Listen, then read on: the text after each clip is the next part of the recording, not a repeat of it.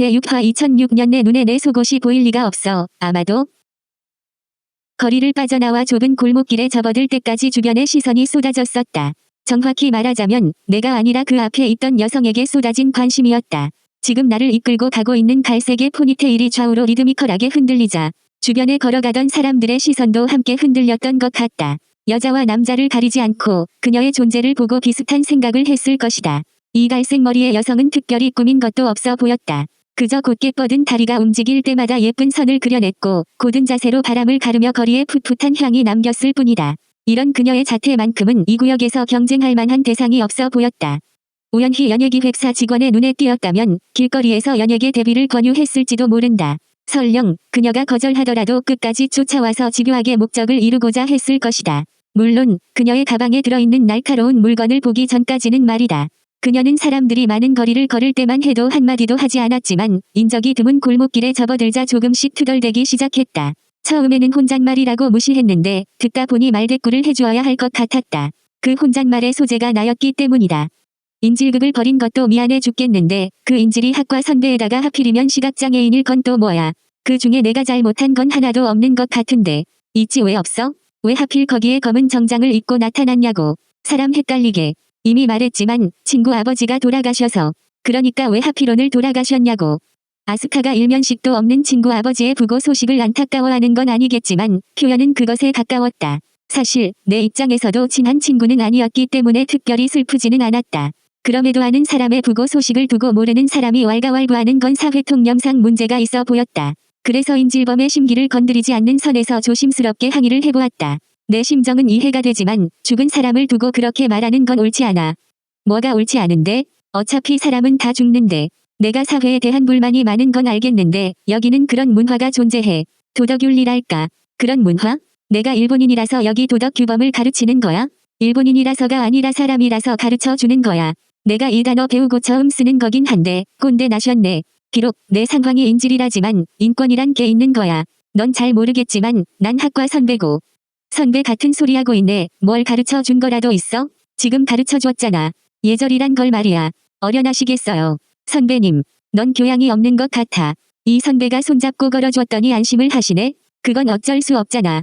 내가 보이지가 않는데. 근데 안 보인다는 거 거짓말 아니야?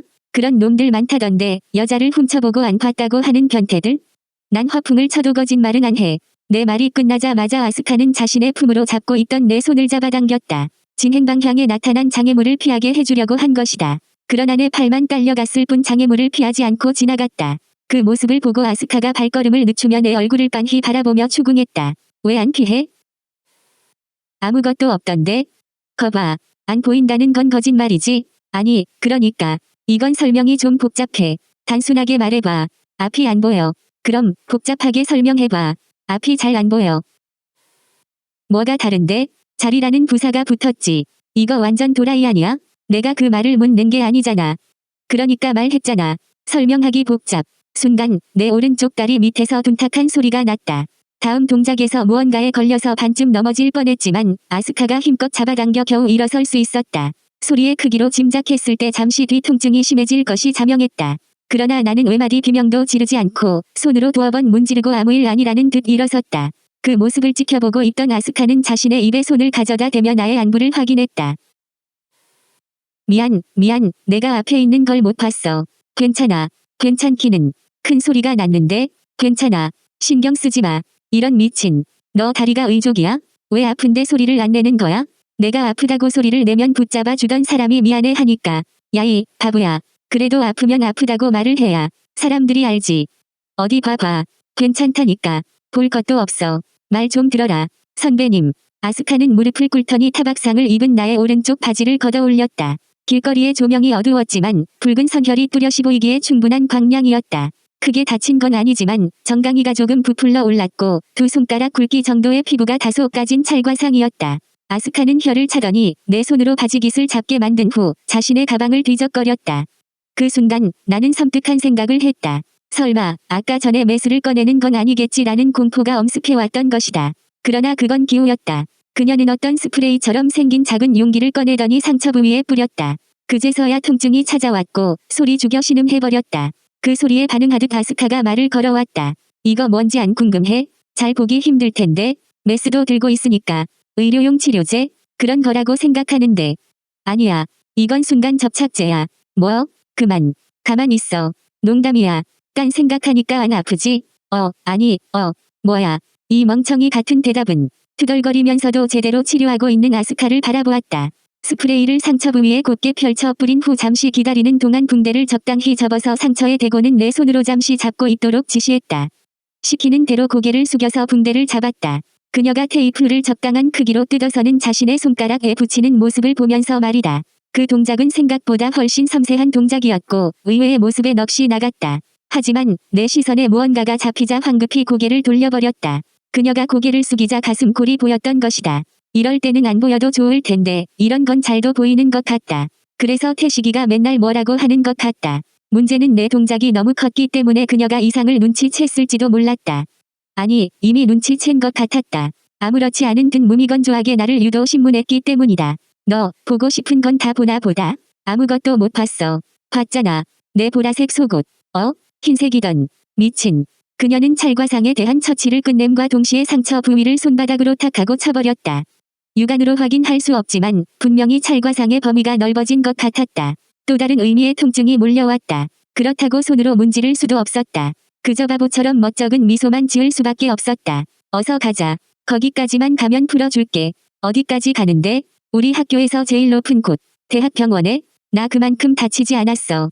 알아. 내가 치료해 줬잖아. 근데 거길 왜 가? 이봐. 인질은 인질범이 원하는 대로 해줘야 하는 거야. 그래야 목숨을 부지하지. 갈 거면 너 혼자 가면 되잖아. 이제 따라오는 사람도 없는데. 인질이란 쓸모가 있으니까 인질인 거야. 내가 아직 나한테 쓸모가 있나 보지. 그 쓸모란 것이 무엇인지는 목적지에 도착해서야 알게 되었다. 학교 내에 있는 대학병원 건물은 가장 넓은 규모를 차지하기도 했지만 가장 높은 건물이기도 했다. 그곳은 지역 거점 병원을 겸하면서 국내에 몇 안 되는 중증외상센터가 자리 잡고 있었기에 밤낮 없이 사람들이 많았다.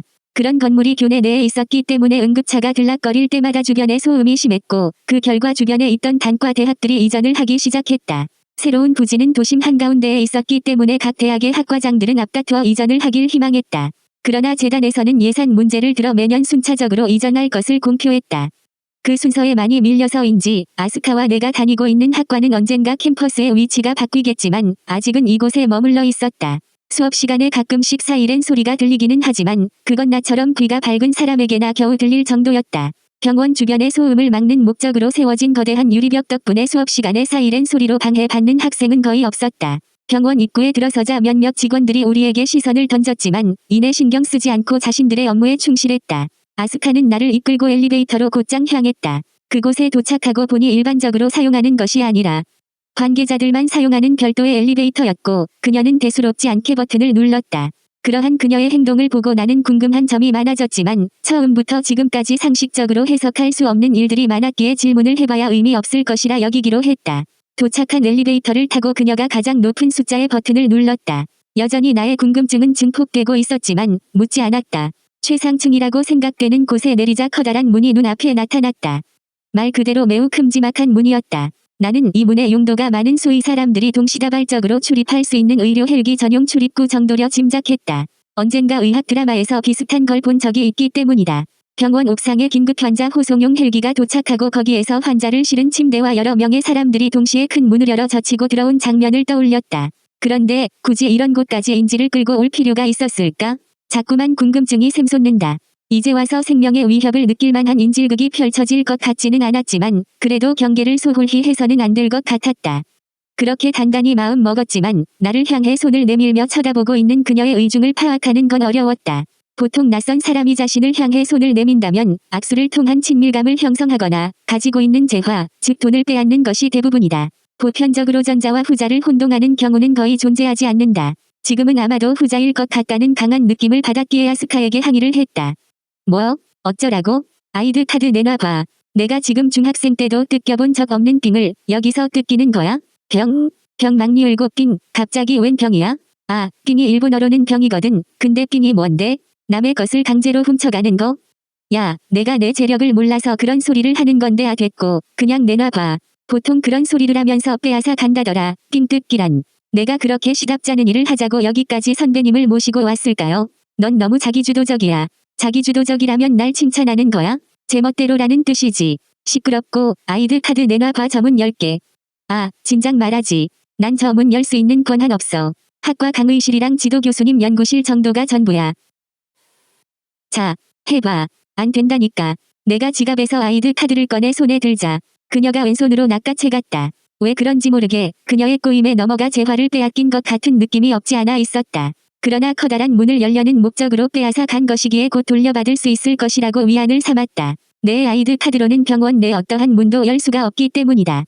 그런데 그녀는 아이드 카드를 문 옆에 있던 전자자물쇠에 접촉시키지 않았다. 오른손을 가방에 넣어 폰을 꺼낸 뒤 아이드 카드를 사진 찍었다.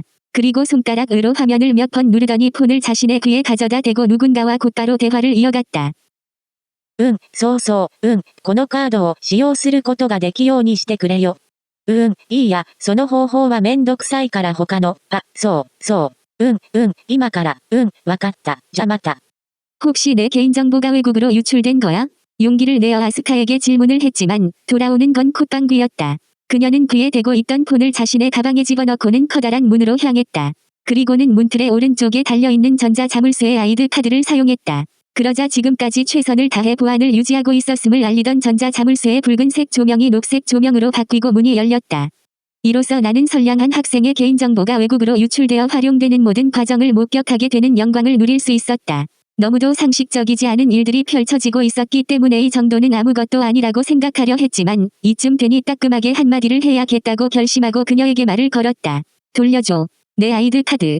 자, 이제 필요 없어. 대체 뭘 한 거야? 노블레스 오블리주 노블레스 어블라이지 같은 거지. 사회지도층의 사회환원, 부의 재분배 뭐 그런 거라 생각해. 조금 전에 한없이 불법에 가까운 짓을 한 것 같은데.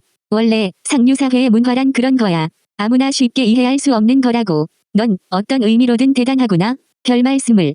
그럼 난 이만 돌아가도 될까? 인질로서 쓸모가 없어진 것 같은데. 맞아. 인질 놀이는 끝났고 이제 내 손님이야. 따라와봐. 좋은 거 보여줄게. 아니, 괜찮아. 그냥 갈. 아스카는 나의 왼손을 잡고 커다란 문 너머로 끌고 갔다. 겉으로야 거절했지만 사실 궁금하기도 했다. 문을 넘어서고 짧은 복도를 지나자 상쾌한 공기가 코끝에 닿았다. 빼곡히 자라 있는 거대한 대나무 숲이 압도하는 그곳은 완전히 다른 세상 같았다. 그 세상으로 초대한 장본인이 나를 돌아보며 환영 인사를 건네어 왔다. 환영해. 외부인 출입금지 구역에 들어온 첫 외부인.